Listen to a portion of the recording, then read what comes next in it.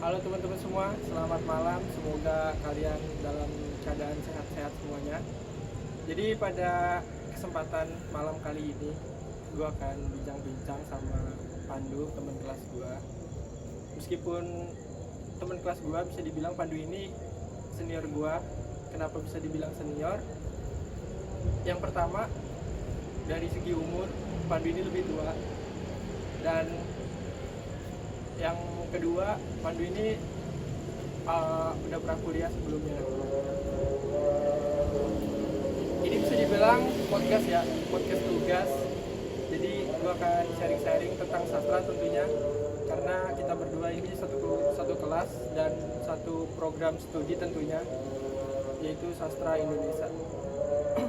Oke Duk, mungkin lu bisa perkenalin diri dulu.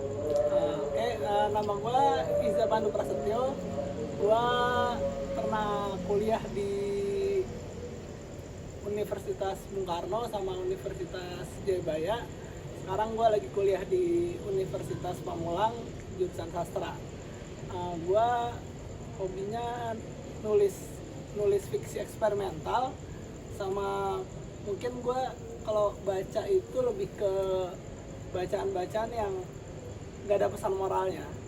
Gue lebih suka ke situ sih kalau preferensi sastra, karena menurut gue bacaan itu gak harus punya pesan moral gitu. Ada juga yang cuma menikmati keindahan, ada juga yang menikmati keabsurdan dari bacaan itu sendiri. Terus sekarang umur gue, kalau ada yang penanya umur kenapa disebutnya lebih tua gitu ya, Senior. umur gue 25 tahun ini. Dan gue kadang-kadang bingung sih sama diri gue sendiri, karena gue orangnya kalau nulis itu nggak berstruktur gitu sih. Kayak gitu aja sih Pak. Jadi kenapa Pandu gue bilang senior ya, itu tadi dia udah lebih banyak lah pengalamannya di dunia perkuliahan dibanding gue. Karena sebelumnya, koreksi dulu kalau salah, dulu di jurusan apa nih? Psikolog ya? Ya, jadi di psikolog itu Pandu harus berhenti kuliah atau putus kuliah karena ada satu dan lain hal yang tidak bisa dijelaskan di sini gitu. Dan sekarang Pandu di Sastra Indonesia sama gua satu kelas tentunya.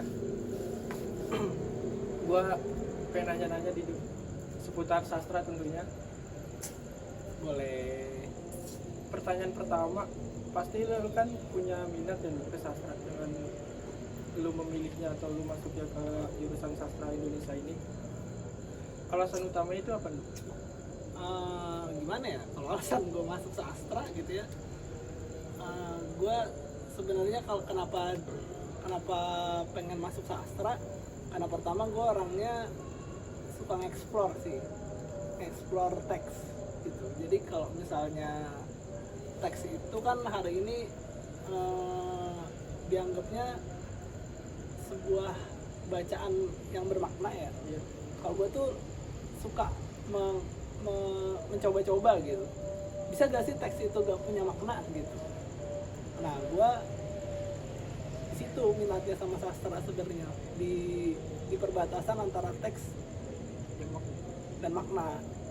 Jadi gue tuh orangnya, karena gue juga suka baca buku-buku filsafat kali ya. Jadi gue berharap gitu ya, masuk ke jurusan sastra tuh gue bisa mengenal sastra yang ada di perbatasan gitu. Perbatasan artinya perbatasan antara makna, teks yang bermakna dengan teks yang tidak bermakna itu gitu. Dari bagian dalam dan bagian luar teks gitu aja sih. Kalau gue, kenapa gue minat masuk sastra. Nah Duk, menurut lu nih, setelah lu masuknya di jurusan sastra ini, karena jurusan-jurusan yang lu pilih sebelumnya itu nggak ada kaitannya kan dengan sastra, atau ada?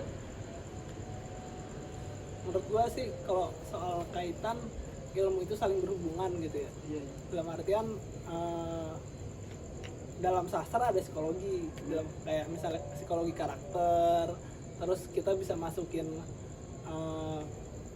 gangguan-gangguan kejiwaan dalam cerita kita gitu. Misalnya ada tokoh yang psikopat gitu kan, dia ngelakuin hal-hal yang buruk ke sekitar orang-orang di dekatnya gitu, buruk dalam konstruksi moral lah gitu ya.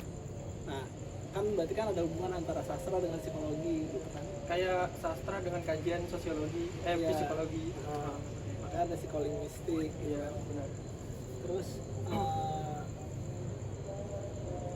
kalau gua nganggapnya kenapa gua apa ya suka sama beberapa eksperimen kolaborasi lah gitu antara ilmu sastra dengan ilmu-ilmu lainnya gitu, karena dari kolaborasi itu kita bisa nemuin cerita yang unik aja gitu. Jadi gak melulu kan sekarang kan kayak misalnya sastra itu dibaca gitu ya banyak oleh orang karena mengandung percintaan nih gitu, Iya. atau mengandung konflik berupa anak dengan orang tua lah gitu. Tapi kalau gue anggap sastra itu juga cara buat mengeksplor gitu. Manusia itu bisa mengeksplor dunianya dan dirinya sendiri itu melalui sastra dengan Menuangkan. dengan menuangkannya itu ke arah yang di perbatasan teks tadi gitu. Itu sih. Nah, setelah lu masuk di sastra Indonesia ini, menurut lu gimana? Sastra modern, sastra saat ini gitu. Kalau Perkembangannya atau dari segi yang lain. kalau di kampus sih ya, karena gue juga baru masuk gitu Ya. gue masih banyak nemuin apa ya, Apa hal baru? peringatan sih, lebih ke rambu-rambu lah gitu, rambu-rambu pengingat di mana sastra itu masih dipahami di Indonesia sebagai sesuatu yang lekat dengan strukturalisme. Strukturalisme tuh kayak teks itu harus punya makna gitu. Oh, iya. Jadi teks itu harus punya pesan moralnya gitu. Nah, gue kurang serak sih sama kecenderungan belajar yang kayak gitu. Karena bagi gue keindahan itu punya caranya sendiri untuk dimaknai orang-orang gitu, dan itu gak selalu melulu tentang moral. Oke, Duk. Kemarin kan lu sempat cerita tuh tentang karya lu yang tentunya berkaitan dengan sastra. Lu lagi nulis novel kan? Nah, gua pengen bahas novel itu, boleh nggak kita bahas di sini? Boleh. Yang pertama itu novel lu menceritakan tentang apa nih? Kalau novel gue yang baru terbit, yang mau terbit gitu, mau terbit tahun depan, itu menceritakan tentang ini sih, tentang kondisi di mana bumi itu ngalamin kehancuran terberatnya gitu. Jadi kayak kiamat tapi versi sekuler, versi sains lah gitu. Oh gitu. Jadi kayak disebutnya apokalips. Jadi kalau di agama kan kita mengenal hari akhir itu kiamat, Iya. di eskatologinya gitu ya. Nah, kalau di sains itu ilmu sosial gitu khususnya itu nyebutnya apokalips. Apokalips itu hari akhir untuk manusia tapi versi sekulernya. Secara sains gitu lah ya. Secara sains. Nah, di karya gue itu gue menceritakan kondisi kebarbaran manusia atau masyarakat di era apokalips tersebut itu. Kayak misalnya ada beberapa, Sorry, gue potong. Berarti itu lebih ke masa depan. ya benar, ada beberapa neologisme yang gue ambil. Dari neologisme tuh kayak pengambilan kata baru dari kata yang ada di luar bidang tersebut gitu. Jadi ada neologisme yang gue ciptain, namanya itu visionerisme gitu. Itu kalau visionerisme dalam karya gue itu gak pakai V tapi pakai F, visi. Kata dasarnya visi. Jadi visionerisme itu artinya visi itu perpecahan. Jadi kaum yang ingin memecah belah umat manusia lah gitu. Jadi di dalam karya novel gue itu nanti ada beberapa plot yang melibatkan kaum visioner itu gitu. Itu Yang ingin memecah belahnya masyarakat. Secara apa nih, keras atau apa gitu? dari segi manapun. Dari segi manapun. Dari segi manapun. Karena gue menggambarkan di novel itu ya kayak perkiraan di hari ini gitu, perkiraan sosiologi di hari ini, bahwa manusia akan menemukan titik di mana jumlah mereka itu udah overpopulasi dan gak ada ruang untuk manusia bermukim di dunia ini lagi gitu.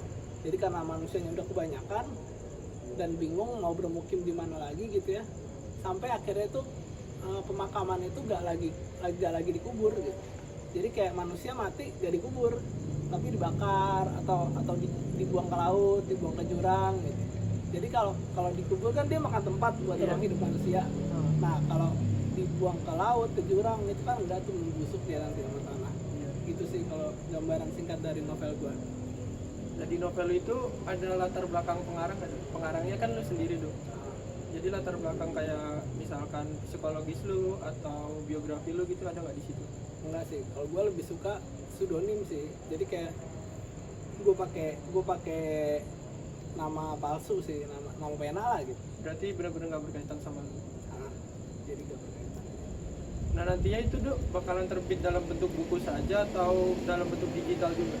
Kalau gua sekarang sih masih targetin dalam bentuk buku aja, karena kalau lewat digital itu rawan gak laku.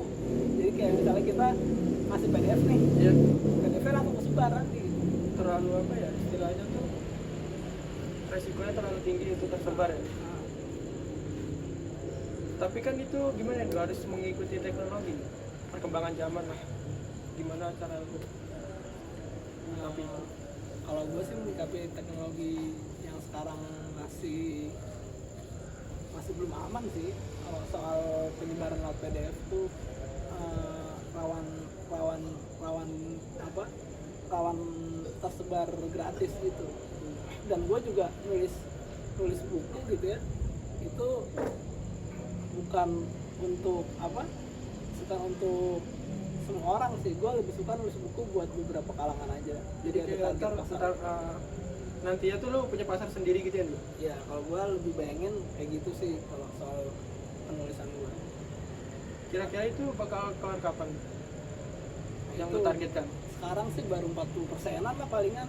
Belum sampai gua klimaks gitu nulisnya. Soalnya masih bingung ngatur plotnya. Itu sih. Jadi buat teman-teman yang mungkin berminat membaca buku pandu atau nanti masih lama ya kemungkinan. Nah, masih lama. Tapi kayaknya 2024. 2024. Soalnya rencana juga mau jadiin tugas akhiran. Nggak tahu sih, lebih baik diterbitin aja sih. Oh, gitu. Soalnya kayaknya di kampus gue belum tahu metode dan mekanisme penerbitannya, jadi kayaknya diterbitin sama penerbit aja, nanti dioper penerbit. Nah gue ngomong-ngomong soal tugas akhir nih Dok. Ntar tugas akhir itu kan di kampus kita itu kan bisa dengan karya atau skripsi. Lo bakal milih yang mana nih? Gue sih lebih serak sama karya sih. Sama karya? Sama karya. Tapi kalau mungkin istilahnya ribet gitu ya penerbitannya, kayak misalnya kita gak bisa pakai pseudonym, Iya. gak bisa pakai nama pena, ya gue lebih milih skripsi jadinya. Soalnya gue kalau nulis itu gak suka dikenal orang sih. Begitu. Ini aja nih di podcast ini sebenarnya gue agak ragu juga bahasnya, soalnya takutnya orang tahu yang nulis gue gitu. Oh iya. Makanya judulnya jangan ditanya cuy. Oke, jadilah masih dirahasiakan. Berarti lo skripsi itu lebih ke apa ya? Nyari jalur mudahnya lah ya. Nggak mau juga terlalu ribet gitu. Mungkin cukup sekian ya guys ya. Mungkin nanti kalau ada kesempatan lagi kita akan sharing-sharing, akan berbincang-bincang. Terima kasih buat kalian yang sudah menonton. Semoga kalian selalu sehat lah. Bye bye.